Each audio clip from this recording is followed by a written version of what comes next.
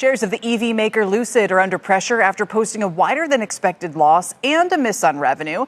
Investors were waiting for its midsize SUV to drive future growth, but they'll have to wait longer. The less expensive model has been delayed to 2027. Here for more on the results and the outlook, our own Phil LeBeau with Lucid CEO Silvio Napoli. Phil?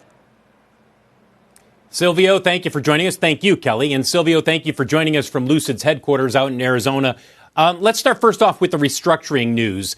Cutting costs, improving your cash flow. You don't have a whole lot of money on the books in terms of liquidity. How quickly can investors expect you to show some results that will convince them the turnaround is taking hold?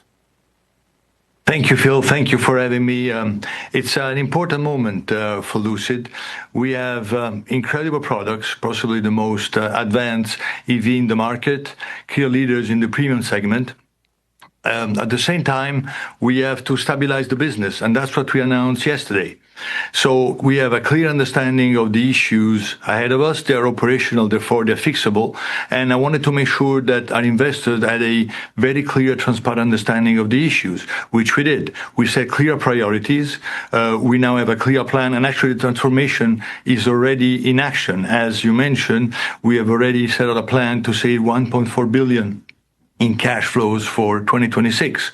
So going forward, in fact, we're well stacked on liquidity to go well into 2027, and we are in the process of now looking at our strategic plan in order to make sure that we this time provide a new set of targets, a new plan based on anchored data-based numbers. And this is what we're in the process of doing. So yes, it's a moment of transformation. Transformation is in place, and we feel very confident about the future of this company. Silvio, are you confident you will not need to do another capital raise? Oh, I'm confident that we will, when we do the next capital raise, we will do it in a way that will be very positive for investors and shareholders.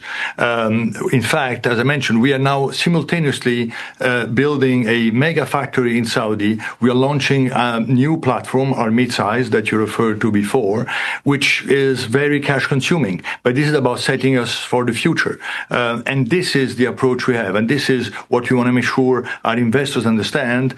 And at some point, we will need more capital. And the key is to how do we set ourselves so that this capital raise will be the most successful. And that will happen when we'll be in a position. But in 27, we are fine. So just to be clear here, there will need to be a capital raise at some point. The question is a matter of timing, correct? It is a question of timing, but which capital raise will happen, which shape will it take place is not clear at the moment. This will depend on how we build a plan, which we're in the process of doing now with the new team. You mentioned the plant that you're building over in Saudi Arabia where the midsize SUV will be built.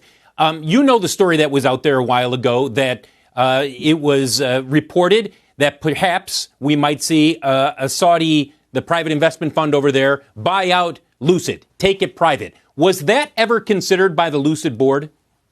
No, Phil, thank you for raising that. I appreciate the opportunity to say once more, these were false rumors deprived of any truth. I went on record.